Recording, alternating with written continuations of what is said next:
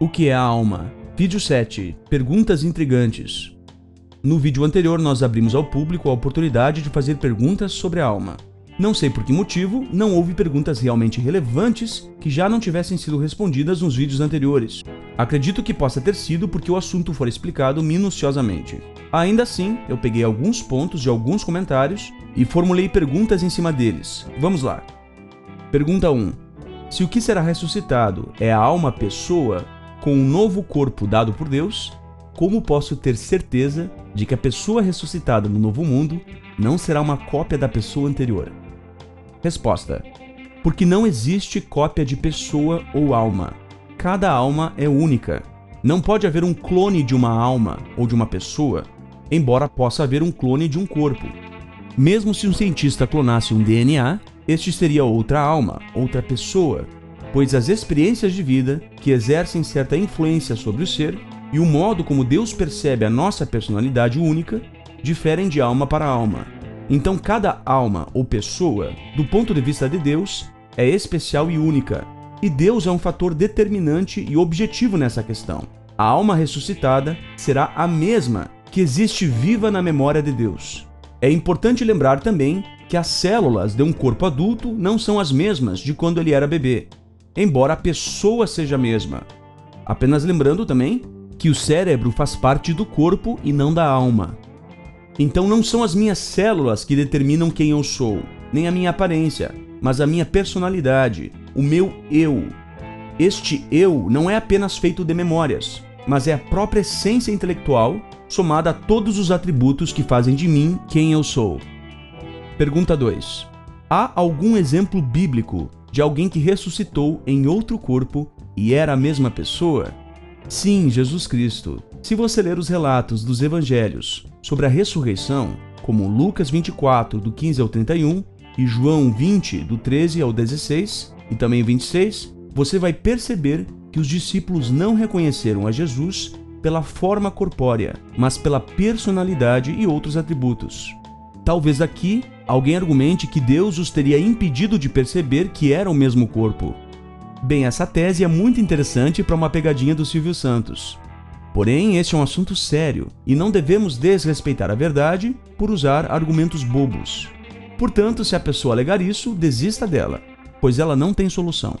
Claramente, Jesus não foi ressuscitado no mesmo corpo, mas ainda assim era a mesma pessoa ou alma que fora ressuscitada em outro corpo, o qual era apropriado para sobreviver no mundo espiritual. Perdoem-me os sinceros em suas crenças, mas a ideia de que Jesus é um ser humano igual a como ele era antes no mundo espiritual rebaixa o cristianismo ao nível da mitologia grega. Pergunta 3. As pessoas ressuscitadas terão a mesma aparência que tinham antes de morrer? A construção genética será a mesma, porém não haverá erros genéticos. Então uma pessoa que neste mundo tem síndrome de Down não terá a mesma aparência.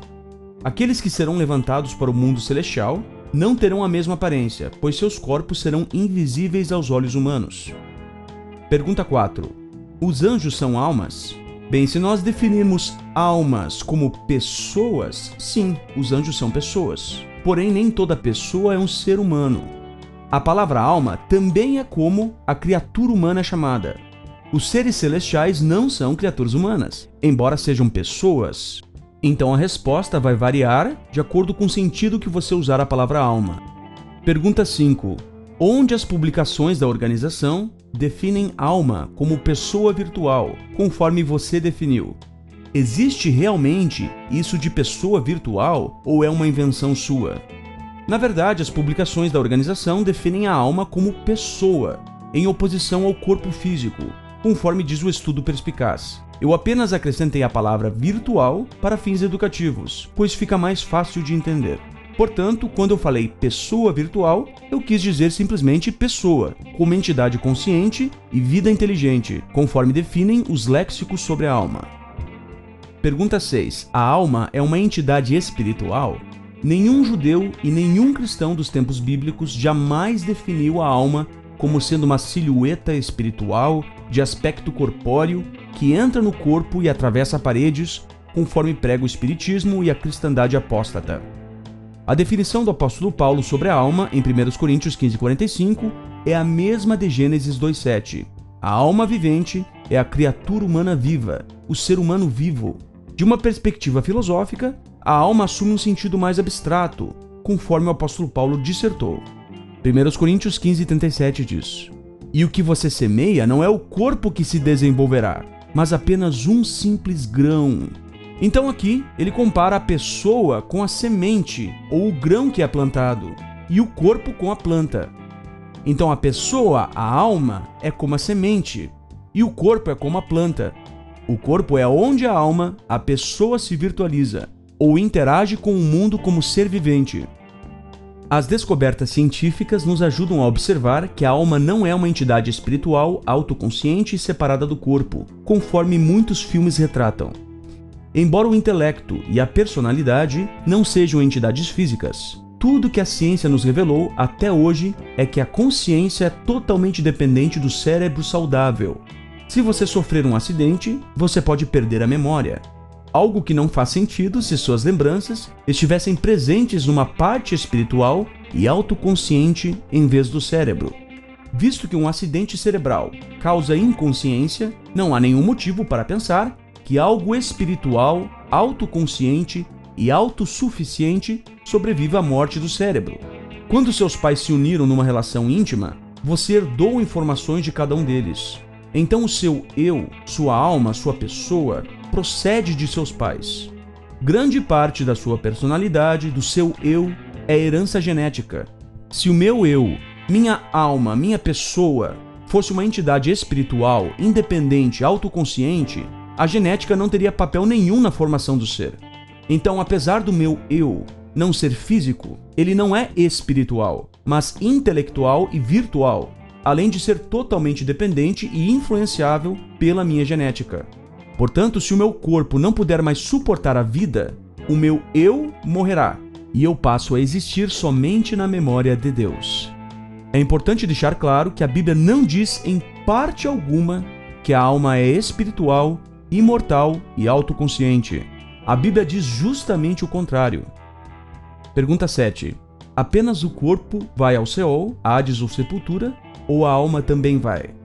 A Bíblia diz, Salmo 49:15, o próprio Deus remirá a minha alma da mão do Seol. Atos 2:27, não deixarás a minha alma no Hades.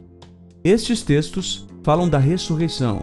Na Bíblia não há separação e independência entre alma e corpo, como se o corpo fosse a sepultura e a alma para outro lugar.